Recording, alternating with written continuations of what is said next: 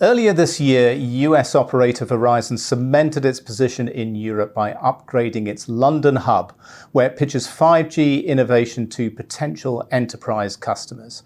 Now, a few months down the line, we've decided to check in on the service provider's progress as it aims to leverage the hub and other assets to grow its business in the EMEA region. So I'm delighted to be joined today by Sanjiv Gossain, Group Vice President and Head of EMEA at Verizon Business. Thanks so much for joining us, Sanjiv. Good to see you. So let's start with the main goals and the business proposition of Verizon Business in EMEA.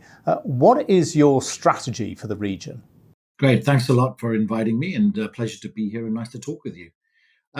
I think with Verizon Business, we're finding that connectivity is an increasingly important part of business for large enterprises, for small business, as well as medium-sized business. And whether it's for hybrid working, high-speed access for connected devices in factories or machinery, or running real-time algorithms for businesses using AI or AR, for example, in retail, or numerous other examples, businesses need secure connectivity to innovate and compete in the market.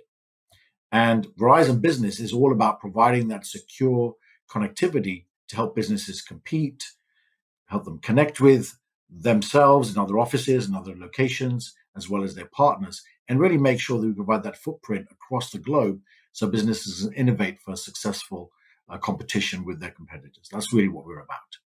So what do enterprise customers in the EMEA region in particular demand the most? And have these requirements, these demands changed during the past few years? I think you're seeing since probably the pandemic, that companies have accelerated their digital transformation. They're already digitally transforming, but this has accelerated since the pandemic. And you're also seeing that nowadays companies are trying to figure out how hybrid working impacts them because they have employees in multiple locations. Also, people are on the move, so they want to be able to connect to their businesses wherever they are. They're also looking to be able to access data and information in a much more rapid form. So these kind of needs really are driving our customers, which for us here in EMEA is large enterprises, to really get access to high-speed connectivity in a secure way, whether that's on the move, or that's in offices, or that could be in remote locations.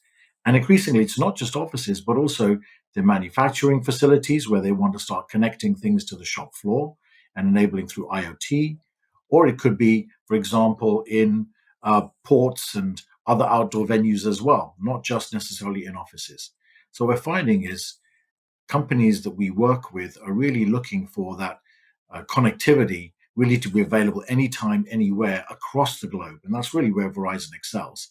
And they're looking for a lot more flexibility as well. They want to be able to have new locations come up quickly, perhaps, if they're opening a new store, for example, in a retail outlet, or they're building a new factory, perhaps. They want to be able to have that connectivity come up that way.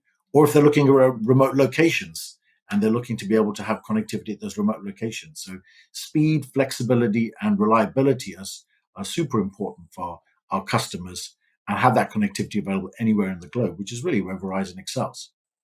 Okay, and so how is Verizon Business addressing these enterprise needs? I mean, what kind of partners do you need? What kind of connectivity? I presume we're talking about a mix of fixed and various kind of wireless services here. Yeah, so we're able to provide enterprises across EMEA who typically operate across border connectivity in multiple countries, 140 countries approximately in which we operate. And usually it's a combination of things. So if it's in an office or a location, it's typically fixed connectivity, fixed line connectivity. That's moving from private networks now to much more internet and broadband connectivity as companies look to transform digitally. But also they're looking at wireless LANs, for example, internal Wi-Fi solutions as well. But then also we're starting to look at private 5G networks as well, or private networks, not always 5G, but 4G as well, to provide connectivity where Wi-Fi, for example, won't provide that reliable, secure connection that a customer needs, specifically in outdoor and other environments, where it's more concrete and steel rather than carpeted environment. So it's a combination of those different types of connectivity. And of course, with everyone's focus now much more on security, it has to be secure, but also very, very reliable, because we're dealing with business grade connectivity here. It's not necessarily consumer focus that we have in EMEA. It's really on business grade connectivity. And that, of course, relies on reliable connectivity on which businesses depend to run their businesses, whether that's a manufacturing plant or a trading floor or an office, whichever it may be. They need to make sure that they can have that connectivity all the time and highly, highly reliable. So, what are you seeing as the main challenges in the EMEA region? I mean, it is, after all, a very competitive market, lots of different companies chasing the same business from the enterprise sector. Yes, it is a competitive environment. And I think customers these days have a lot more choice in who they go with for connectivity. So some of the challenges we have is really around making sure that we are staying very, very relevant to the technologies as they change. So we work with an established set of ecosystem partners who we partner with, whether that's on the security side or on the transport side or on the collaboration side. We've got a rich system of partners because we know we can't do it all ourselves for our customers. So we partner on the security side, for example, with other companies in the security edge space, for example. Also partner with local providers where we don't necessarily have our own network there as well. So it's really providing that connectivity wherever customers need it is very, very important. And that's one of the challenges, to continually keep up with that. We're also innovating quite heavily in the United States on our 5G network. So we bring that 5G expertise and can bring that to EMEA, because now customers are looking for sites to be set up quickly, or they're looking for different kind of connectivity needs. And we're able to build private networks where you can get spectrum locally to provide that secure, reliable connectivity for customers across different environments as well. So that US expertise is really, really relevant for us over here as well. That's also one of the things which we can differentiate and provide customers in EMEA a good solution for whatever their needs may be. And the other thing I would say also is around trying to be a lot more forward thinking about providing network as a service. So a big push for us at the moment is providing that agility and flexibility to customers to start to move towards providing network as a service, which is connectivity of different types when you need it, wherever you need it. We're not there yet, but that's something we're moving more towards with our customers. And we see that as being an important demand for them as well. Now, since upgrading the Verizon London hub, have you made any new deals with enterprises in the EMEA region that you can tell us about?